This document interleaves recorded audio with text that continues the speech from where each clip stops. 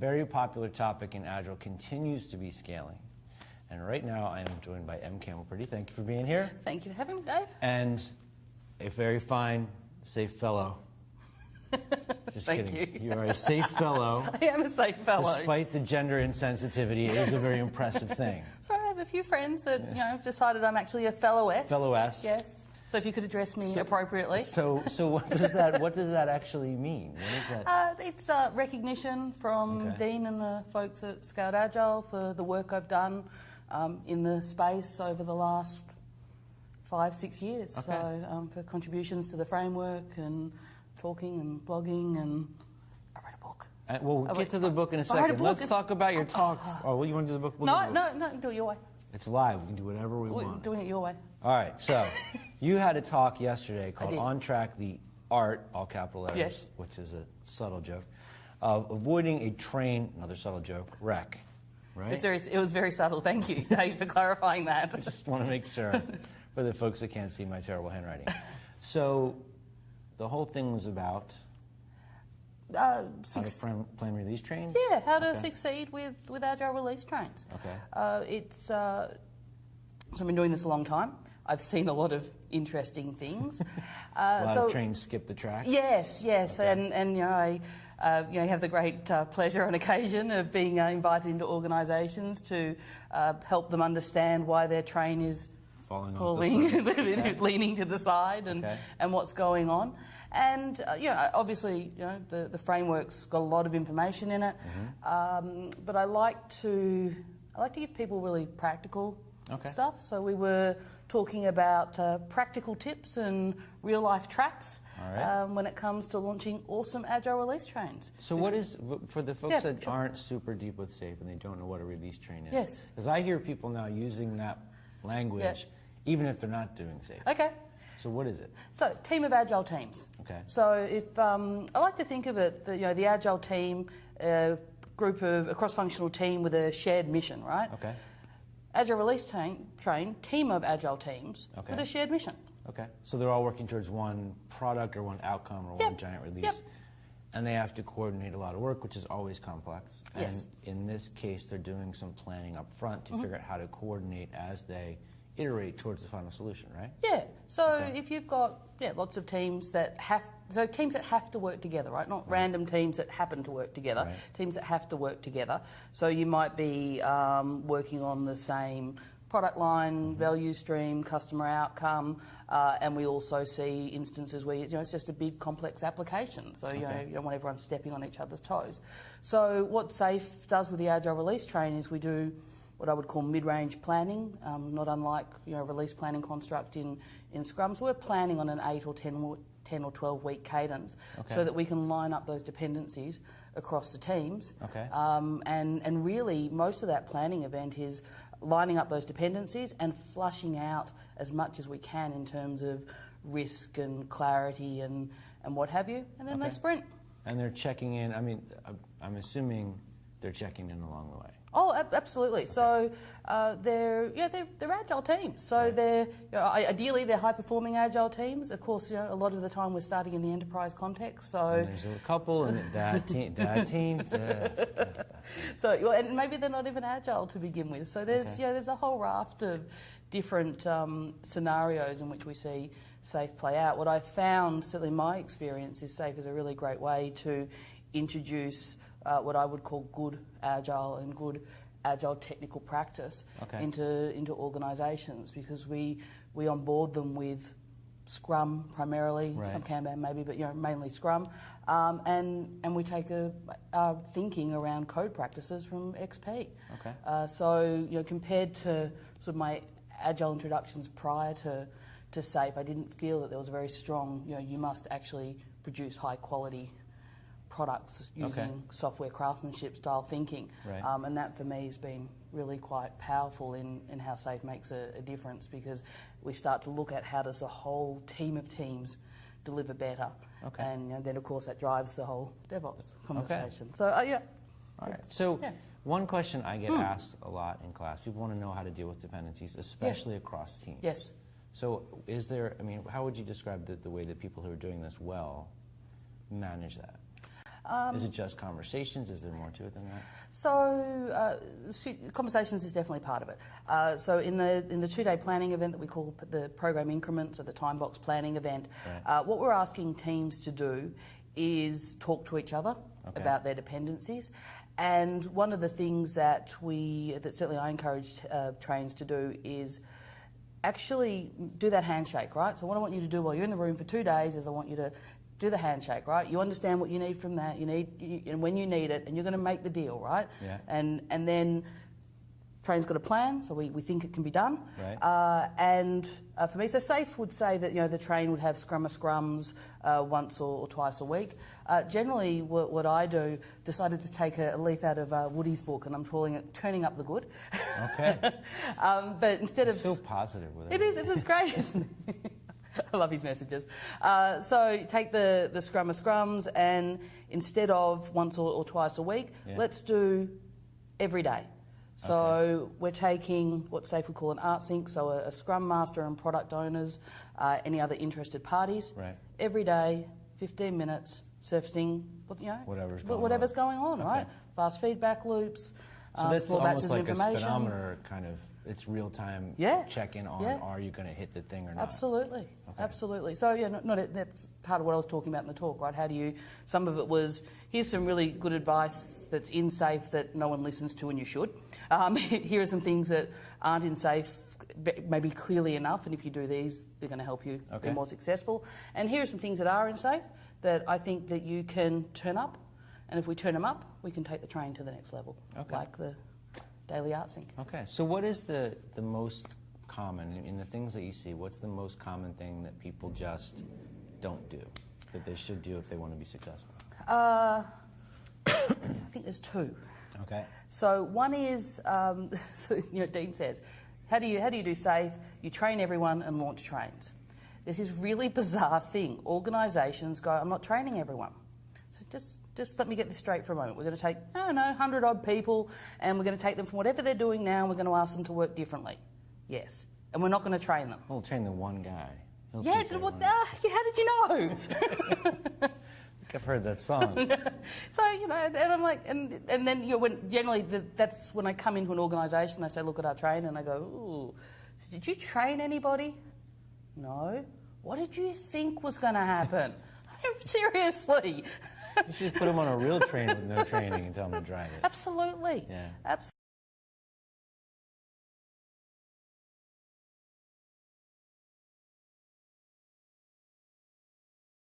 Absolutely. So that's, I find that very naive.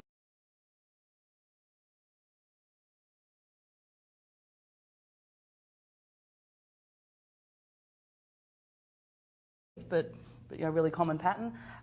The other one is, I don't know if you're familiar with the quick start approach they have to launching trains. So the recommended approach for launching an Agile Release Train is this 5-day immersion event. So 2 days of team level training, immediately followed by the first PI planning event. Okay. So it's this, all in, really great for... That is all the people on all the teams Correct. Together. So that could be like 100 or more people. Yeah, so it's from a training standpoint, it's kind of mind-boggling, and certainly when I first heard about it, I went, I'm not doing that. Yeah. Which is probably why they're not doing it either. Absolutely. Yeah. Well, right? 16 people, 20 people is a nice training class, 100 people, this does not sound like a good idea. Yeah. But of course, we're at scale, right? And if we're at scale... You kind of have to. Well, we want alignment. So if we can actually... We take them into the training in their teams. So they train with their Scrum Master, with their product owner, and with their real work. Okay. So it's actually it starts the process of creating what I call the social fabric of the Agile Release Train. Because what it's really going to operate on is that social currency. Like, how do organisations work? They run on networks, right? So if we're going to put a new organisational construct in place... You've got to help them build the network. Got to build the network. I'm glad that you said that, because one of the things that, you're like, do the training, then just start doing it. I'm like, wait, where's the part where you actually learn what you're doing? So we learn by doing. As they go. Yep. Yeah. Okay. And again, that sounds utterly nuts. However, I've tried this a lot of ways because I thought it was utterly nuts, so I knew better than Dean. You proved. So I've now proven that maybe Dean was right, just on this one thing. It's got to be clear about this. It's a really great accelerator. You're not going to come out doing perfect Agile, right? It's not the perfect training experience. But it's not about being perfect in the first place. But you'll be up, you'll be running, and you'll hit you start your Kaizen. Yeah. And you get them going, and you get the Kaizen going, and you start figuring it out, and it works. Yeah. So back to your sort of question, what do people miss? So the other thing that second thing. The other one is there's a whole readiness thing that happens before that week. Yeah. So I've decided that most of SAFE is almost idiot proof, except you turn up to the first PI planning event, the first training event, with no backlog. You got nothing. You got nothing.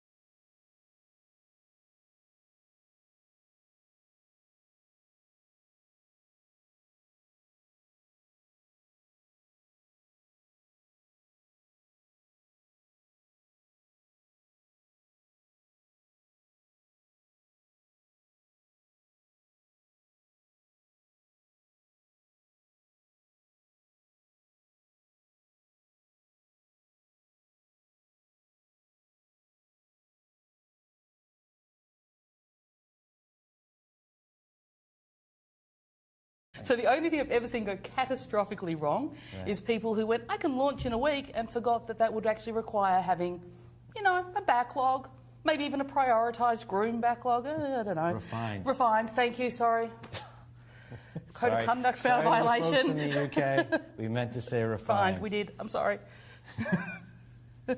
So that's the other bit. The other one. So how do they get started with that? I mean, you go through the training, you start to get ready for planning everything, but you have no that point. Oh, so they're getting that ready before the. So during that time where we're training product owners, we're building the backlog for the train, we're deciding how we're going to form teams, we're forming teams, and training the Scrum Masters, and so then we do the. Zero? Yes. You can call it that. I know. I just. But yes, it had. Yeah, I know. Sitting there, I couldn't I know. help myself. But during that time, they are going to begin building a backlog of some kind. Yes, absolutely. Figuring out a way to order it. Prioritize it over there. And part of it is, it's funny. You go into organisations and they go, "We've got the backlog."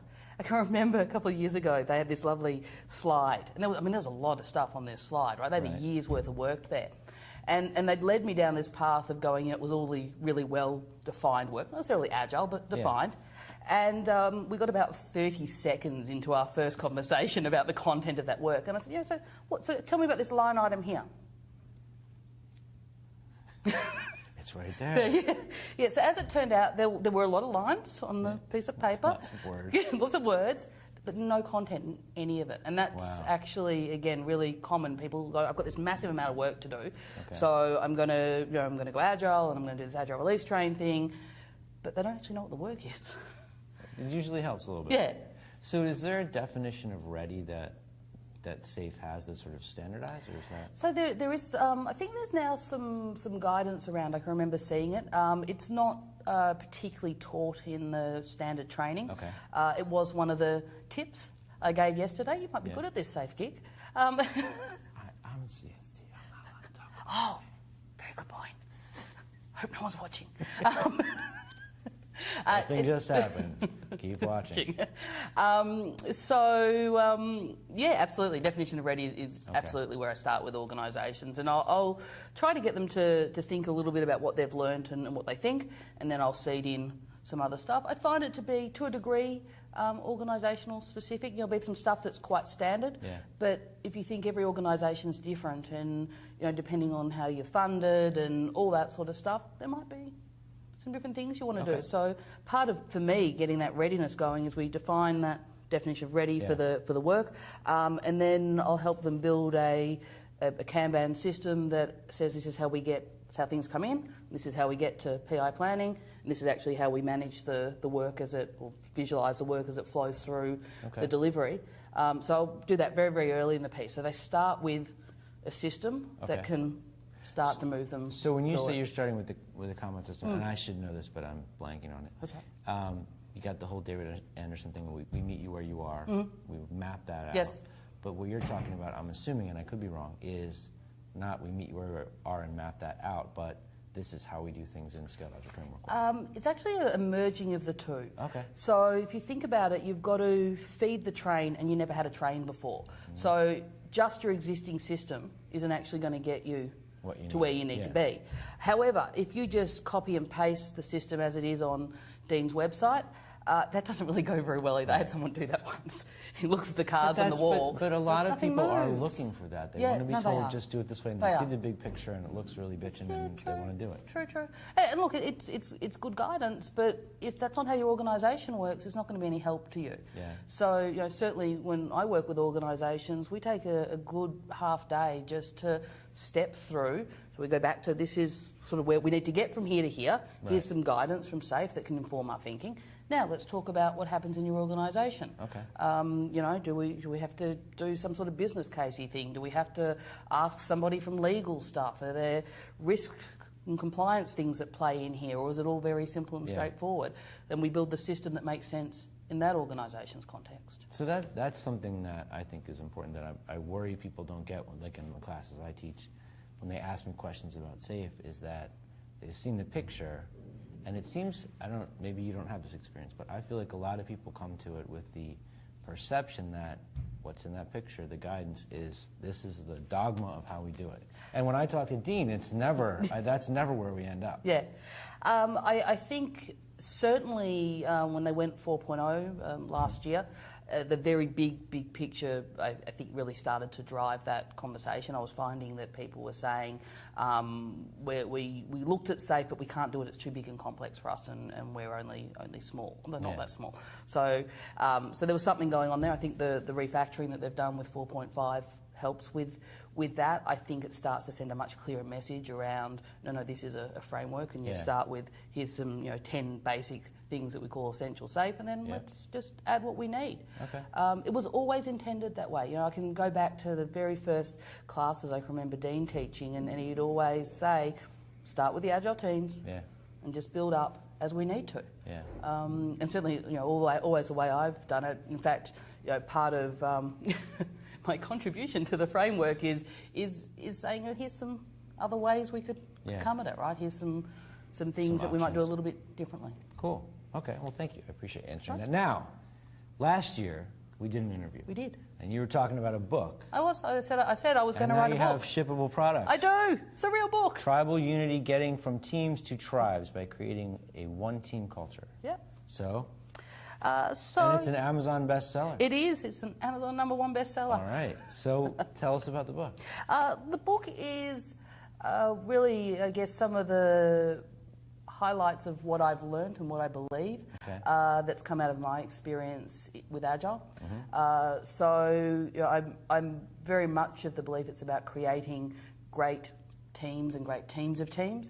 So if you can get the that social fabric of the organisation working, everything else will come. Okay. So I really had a few sort of audiences in mind. So it's a book that people who are really new to Agile go, oh, that's, I found that really interesting and informative, and I'm quite interested in learning more about that. Okay. But also a book for people who, someone said to Mark Kilby said to me yesterday, you want to humanise SAFe. You're not supposed to laugh when you say that. I'm supposed to laugh when you say that. Okay, sorry.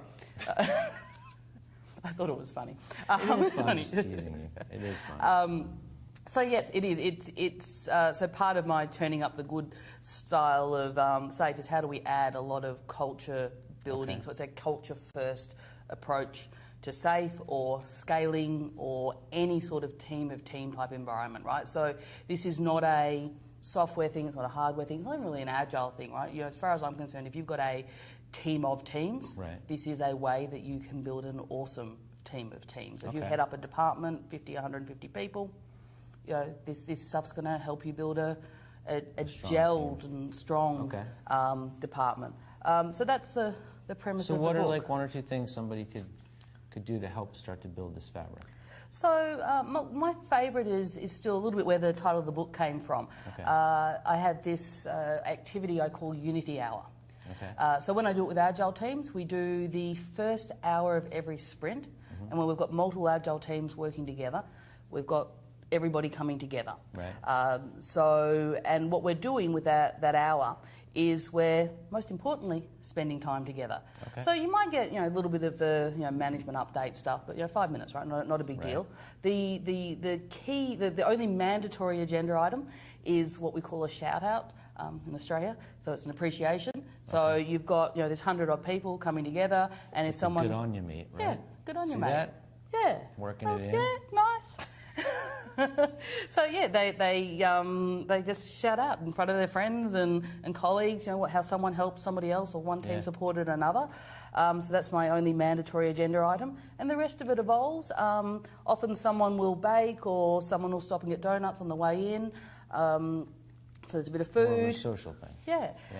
And if we and a lot of the time we'll play games, agile learning games, right? So. Whatever, right? The ball game, if they haven't done it, doesn't matter. Right. And we'll find little games, we'll find ways to scale them. Because what we actually want to do is I want to get them out of their teams and talking to other people. Yeah. And not resources. Yeah. So so when we play the games, it's always never in your team, always split everybody up and get them to start to work and intermingle. Now we've done it before. Yes. That would make this our third. No. I've interviewed you twice at the conference, and the one time before that I could never. So you second. Second. All right. Well, thank you. We should record this so we can play it next time. We're gonna fight. We're gonna keep fighting about this, but keep watching all the rest of the afternoon. We're gonna be doing lots of interviews, and actually, the next topic, which is the next juxtaposition of this one, is we're gonna talk about less. So keep watching. We'll be back in a little bit. Thanks.